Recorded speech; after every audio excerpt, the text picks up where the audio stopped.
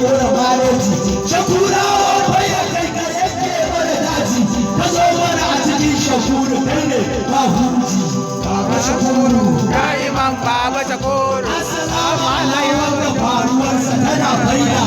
ita mo baida sanin da sai dai ko Allah da na gari tare tarjamar ta sake jinna kowa da abin da za ya ce shi an baida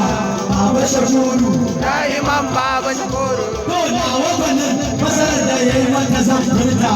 dama shi da kansan da kansa da kasaita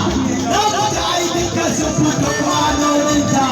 ko san bayyana za ya sani kace tsafta baba shakuru da'iman baba shakuru mai na kalama ɗaya harafi hudu a cikinta ba'un sannan yawon sai gajin ɗinta ƙarshen harafin ka ne a nan ku yi nazarinta za ku gaba wanda za ya so da ya kikita baba shakuru da'iman baba shakuru ba'un aina nufin fana'i daidai ne ta ƙare zahiri da buya ba wane ba mai cutar da kai a banar wadai ne